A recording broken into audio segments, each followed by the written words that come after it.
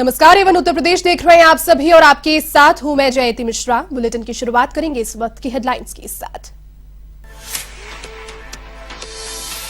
Ukraine से भारतीयों की वतन वापसी, दिल्ली पहुंचे एयरफोर्स के 3 ग्लोबमास्टर। तो स्टूडेंट्स को बंधक बनाने पर रूस का दावा, कहा भारतीय छात्रों को कवच के रूप में इस्तेमाल कर रहा है यूक्रेन।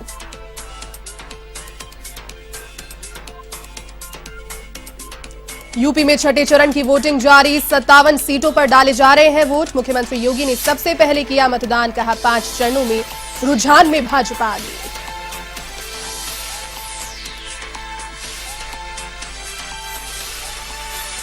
जौनपुर दौरे पर प्रधानमंत्री मोदी, चुनावी जनसभा को किया संबोधित। प्रधानमंत्री ने विपक्षी दलों पर साधा निशाना, मुख्यमंत्री योगी भी रहे उपस्थित।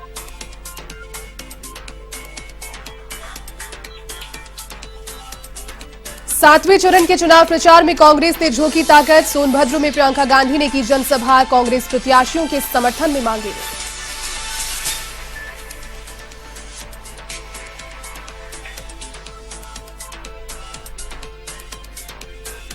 कानपुर नेशनल हाईवे पर बदमाशों ने तमंचे के दम पर की लूटपाट, कई ट्रक ड्राइवर और क्लीनरों से की लूट। मौके पर पहुंची एसओजी की टीम पर भी की फायरिंग, हथियारों सहित 4 बदमाशों को किया गिरफ्तार।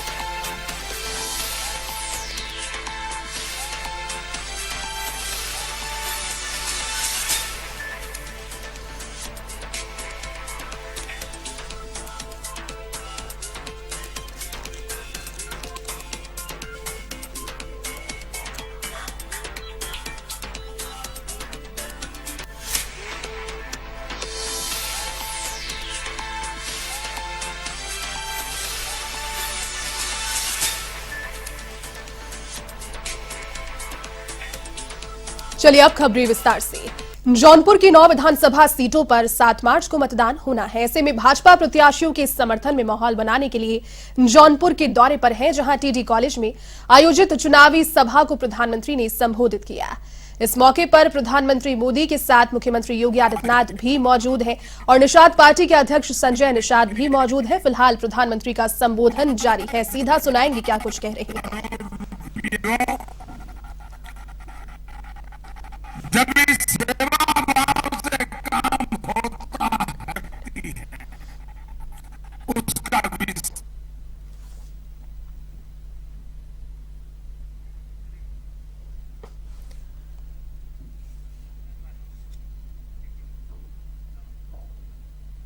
यूक्रेन में फंसे भारतीय छात्रों को लाने के ऑपरेशन गंगा के तहत 200 भारतीयों को लेकर एयरफोर्स का पहला C-17 ग्लोबमास्टर विमान हिंडन एयरबेस पर उतरा है।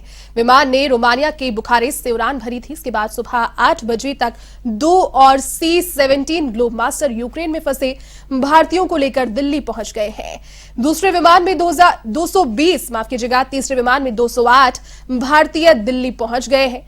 रक्षा राज्य मंत्री अजय भट्ट ने यात्रियों का स्वागत किया, उनकी अगवानी की। उधर भारत में रूसी एम्बेसी ने यह दावा किया है कि भारतीय छात्रों को बंधक बनाकर यूक्रेन मानवीय कवच के रूप में इस्तेमाल कर रहा है।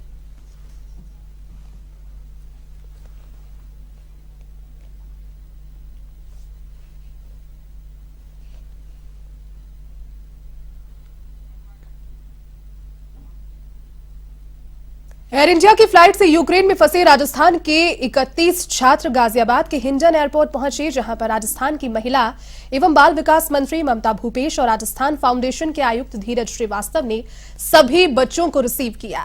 एयरपोर्ट पर पहुंची फ्लाइट में राजस्थान के 31 छात्र दिल्ली पहुंचे, जहां सभी 31 छात्रों का स्वागत किया गया। इस अवसर पर राजस्थान कैबिनेट मंत्री सुभाष गर्ग भी मौजूद रहे।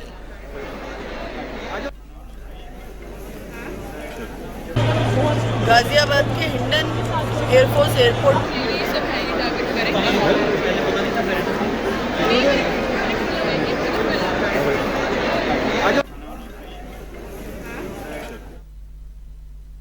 उत्तर प्रदेश विधानसभा चुनाव के छठे चरण में 10 जिलों की 57 सीटों के लिए मतदान शुरू हो गया है, जहां कुल 676 प्रत्याशी मैदान में है। इस दौरान मुख्यमंत्री योगी आदित्यनाथ ने वोटिंग बूथ पर जाकर वोट डाला।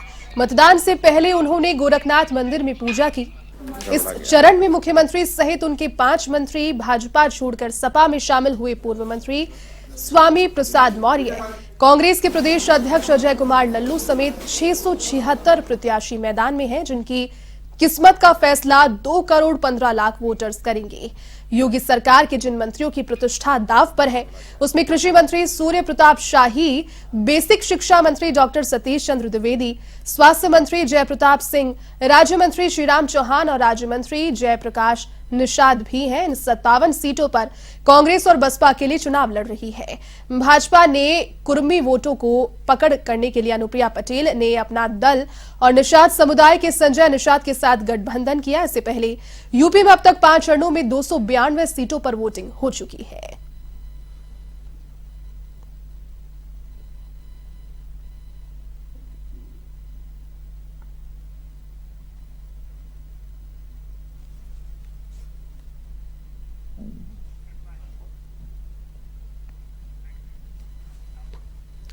तो यूपी में चुनावी जंग अब अपने अंतिम पड़ाव की ओर बढ़ रही है। यूपी में छठे चरण में पूर्वांचल के 10 जिलों की 57 सीटों पर आज वोटिंग जारी है और इसी कड़ी में बस्ती के सांसद और भाजपा के केंद्रीय मंत्री हरीश द्विवेदी ने कटिया बूथ पर मतदान किया। इसके बाद उन्होंने यूपी में फिर बीजेपी सरकार बनाने की बात कही। इसी के साथ अयोध्या में डीएम की ओर से बोर्ड का रंग बदले जाने की बात को अफवाह बताया।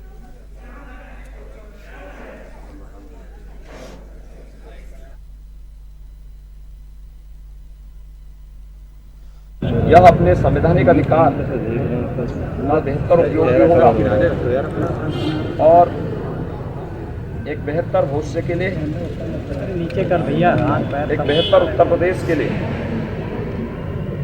विकास सुशासन के लक्ष्य को, सुरक्षा राष्ट्रवाद के लक्ष्य को प्राप्त करने की हर एक मतदाता का मत एक गारंटी भी होगी और उस गारंटी के लिए ही मेरी पूरे इस छठे चरण में मतदान करने वाले सभी मतदाताओं से अपील है कि अवश्य मतदान करेंगे।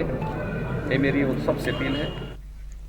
तो वहीं महराजगंज में छठे चरण का मतदान कड़ी सुरक्षा के बीच जारी है, जहां मतदाता वोटिंग करने में जुटे हैं। तो वहीं सुरक्षा को लेकर भारी पुलिस फोर्स और अन्य सुरक्षा एजेंसियां तैनात की गई। आपको बता दें कि महराजगंज जिले के 5 विधानसभा क्षेत्रों में छठे चरण का मतदान जारी है, जिसमें कुल 19 लाख मतदाता अपना वोट कास्ट कर रहे हैं। तो वहीं जिले भर में 2221 मतदान केंद्र बनाए गए।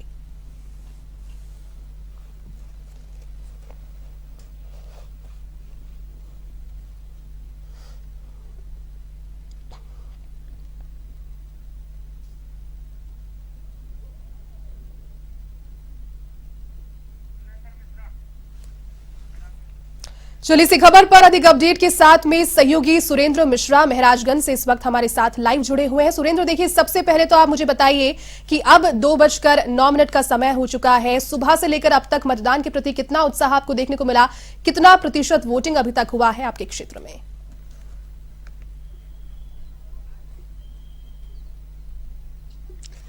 जी मैडम, इस समय सिद्धार्थनगर जनपद में 5 विधानसभा है जी। 5 विधानसभाओं पे परसेंटेज इस समय सही चल रहा है। केवल एक विधानसभा ऐसा है जहां पर ग्रामीणों ने वोट बहिष्कार कर दिया है।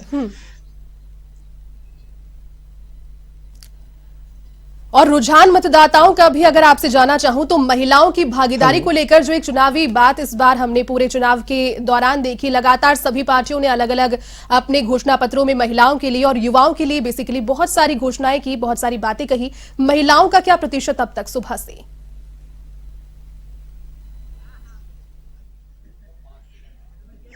देखिए, सभी लोगों का अगर मिला करके बात किया जाए तो कपिलवस्तु विधानसभा से 38.45, तो वहीं बांसी विधानसभा से 34.38 और डुमरियागंज से 34.7, स्वरतगढ़ विधानसभा से 37.2 और इटवा विधानसभा से 37.8% मतदान 1 बजे तक पड़ चुका है। जी, इसके अलावा क्या जानकारी देना चाहेंगे अभी आप मतदान को लेकर?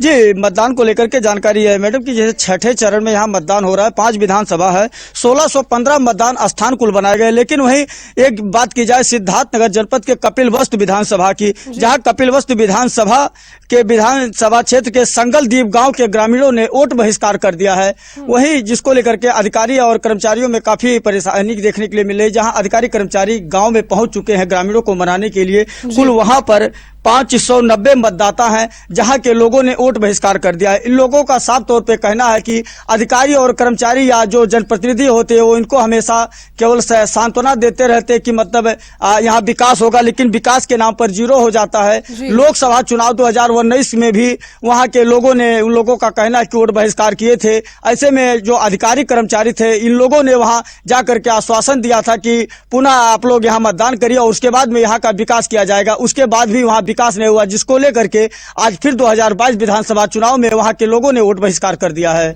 बिल्कुल। चलिए सुरेंद्र, बहुत शुक्रिया फिलहाल तमाम जानकारी के लिए, साथ जुड़ने के लिए। तो यूपी के चुनावी जंग अब अपने अंतिम पड़ाव की ओर बढ़ रही है। यूपी में छठे चरण में पूर्वांचल के 10 जिलों की 57 सीटों पर वोटिंग जारी है और इसी कड़ी में बस्ती के सांसद और भाजपा के केंद्रीय मंत्री हरीश द्विवेदी ने कटिया बूथ पर अपना मतदान किया। इसके बाद उन्होंने यूपी में एक बार फिर से बीजेपी सरकार बनाने की बात कही। इसके साथ ही अयोध्या में डीएम की ओर से बोर्ड का रंग बदले जाने की बात को भी अफवाह बताया।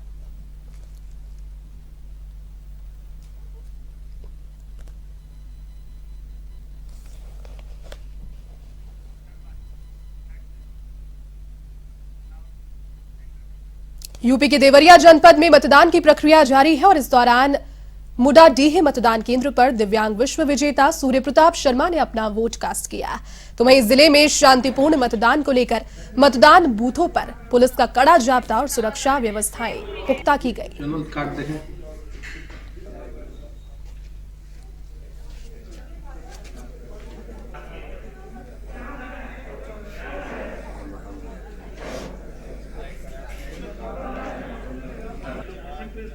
तो दिव्यांग विश्व विजेता ने वोट कास्ट किया। देखिए तस्वीरें आपको दिखा रहे हैं।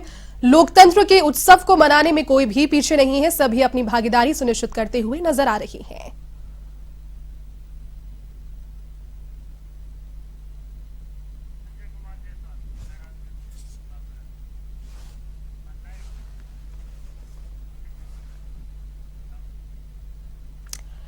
तो संजय कुमार जायसवाल हमारे सहयोगी इस वक्त महाराजगंज से लाइव जुड़े हुए हैं हमारे साथ, उनसे जानेंगे फिलहाल क्या स्थिति है मतदान को लेकर। संजय, सबसे पहले आप बताइए, देखिए 2 बजे तक का समय बीत चुका है, सुबह से लेकर अब तक 2 बजे तक अगर मतदान की रुझान की मैं बात करूं, कितना फीसदी अब तक मतदान हुआ है क्षेत्र में?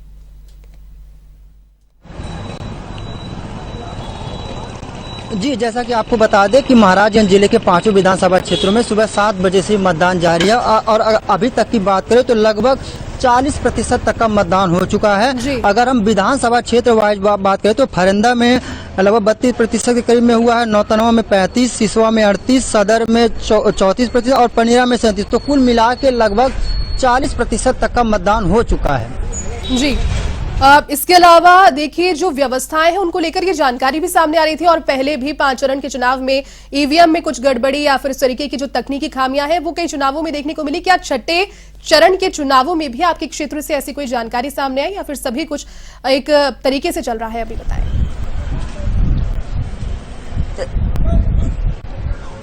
जी, जैसा कि आपको बता दें जो महाराजगंज जिले के 2 विधानसभा क्षेत्र हैं, एक नौतनवा विधानसभा क्षेत्र और एक सिसवा विधानसभा क्षेत्र। ये दोनों विधानसभा क्षेत्र एकदम नेपाल बॉर्डर को छूते हैं। तो चूंकि जो भारत नेपाल का बॉर्डर है एकदम खुला होने की वजह से कई सारी चुनौतियां भी प्रशासन को चुनाव के दौरान देखनी पड़ती है। लेकिन इस बार जो भारत नेपाल का बॉर्डर पूरी तरीके से 72 घंटों के लिए सील किया गया है। तो उसके अलावा कई सुरक्षा एजेंसियां, एसएसबी के जवान और पुलिस फोर्स मुस्तैद हैं और किसी भी तरह की चुनाव में जो गड़बड़ियां उत्पन्न करे ऐसी स्थितियां पैदा नहीं हो रही और सुरक्षा के खासा इंतजाम है। हालांकि कई जगहों पे ईवीएम के गड़बड़ी की शिकायतें आई थी, लेकिन प्रशासन की सतर्कता से उसको सही भी करा दिया गया है। फिलहाल लगातार जो महाराजगंज जिले के जिलाधिकारी सत्येंद्र कुमार है और पुलिस अधीक्षक प्रदीप गुप्ता ये लगातार जिले भर में दौरा कर जो भी बूथ हैं उनका निरीक्षण कर रहे हैं, वहां की व्यवस्थाओं को देख रहे हैं और कहीं भी अगर व्यवस्थाओं में कमी आ रही है तो वहां पे जो बूथों पर जो जिम्मेदार लोग तैनात है उनको उचित दिशा निर्देश भी दिए हैं। तो कहीं ना कहीं जो मतदान है वो अभी तक शांतिपूर्ण ढंग से सफल होता नजर आ रहा है। बिल्कुल, चलिए बहुत शुक्रिया साथ जुड़ने के लिए और तमाम जानकारी। यूपी में छठे चरण का मतदान आज जारी है। बस्ती विधानसभा क्षेत्र में भी सुबह 7 बजे से ही मतदान के लिए मतदाताओं में गजब का उत्साह देखने को मिल रहा है और छठे चरण की वोटिंग के तहत लोग लगातार पहुंच रहे हैं।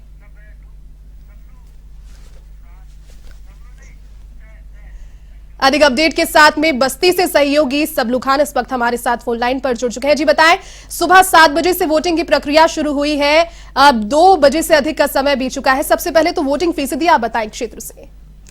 जी बिल्कुल, जैसे मैं बताना चाहूंगा कि बस्ती जिले में सुबह 7 बजे से मतदान की प्रक्रिया जो है काफी अच्छे ढंग से चल रही थी और अभी तक जो है मतदान प्रतिशत की अगर बात की जाए तो मतदान प्रतिशत जो है 41.66% हो चुका है बस्ती जनपद में।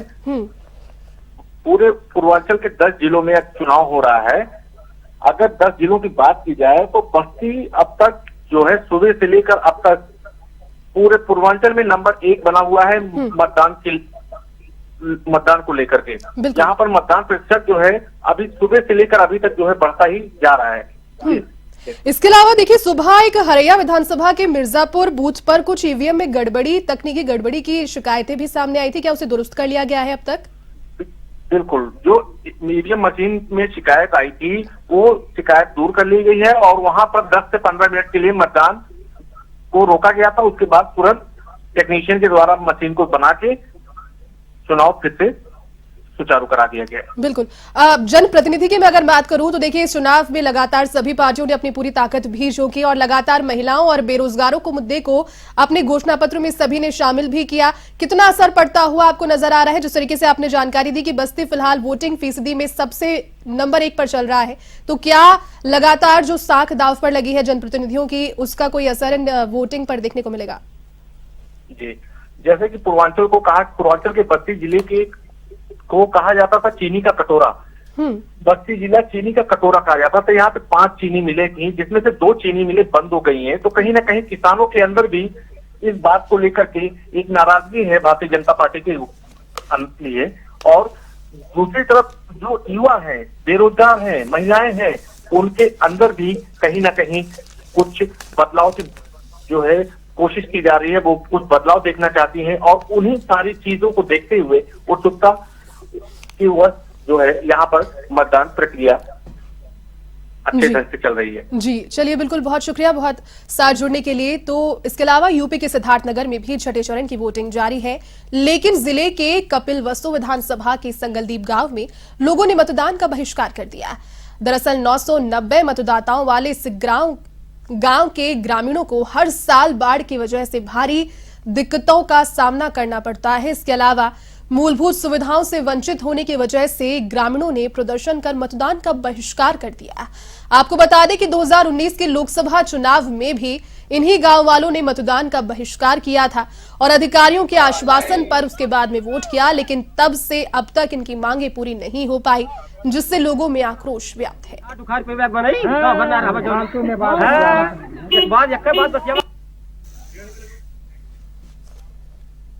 खबर अब यूपी के बलिया से है, जहां असेगा के बांसडीह में भाजपा गठबंधन प्रत्याशी केतकी सिंह पर हमले का मामला सामने आया।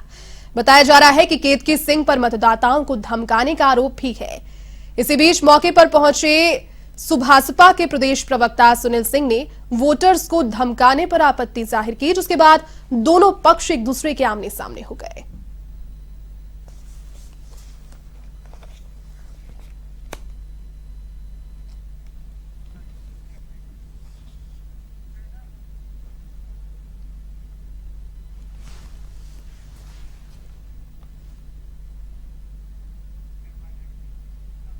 विधानसभा चुनाव के 7वें चरण में कांग्रेस ने अब अपनी पूरी ताकत झोंक दी है और इसी के चलते कांग्रेस की महासचिव प्रियंका गांधी सोनभद्र के दौरे पर रही। यहां पर ओबरा में प्रियंका ने एक जनसभा को संबोधित किया। प्रियंका के दौरे को लेकर कांग्रेस कार्यकर्ताओं में गजब का उत्साह नजर आया। तो वहीं जनसभा में प्रियंका गांधी ने योगी सरकार पर निशाना साधा और कांग्रेस प्रत्याशियों के समर्थन में वोटिंग की अपील की। आजकल जो राजनीतिक दल आपके सामने आते हैं, चाहे वो समाजवादी दल हो, चाहे बहुजन समाज पार्टी हो, चाहे भाजपा हो, वो केवल धर्म और जाति के आधार पर बात करते हैं, क्योंकि वो जान गए हैं कि धर्म और जाति की बात करके उनको वोट मिल जाएंगे।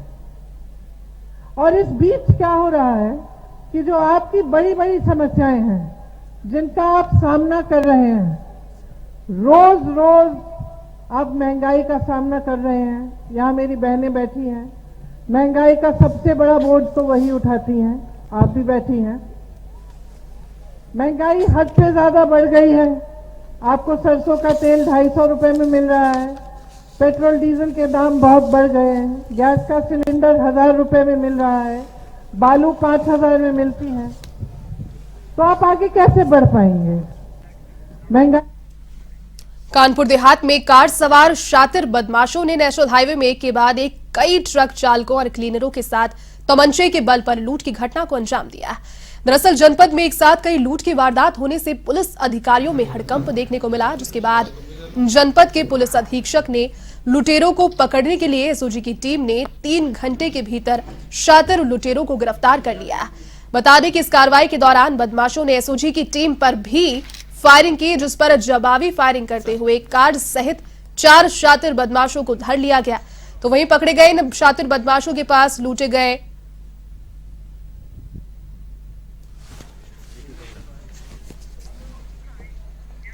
79,000 रुपए बरामद किए गए और 3 तमंचे और कई कारतूस बरामद किए गए।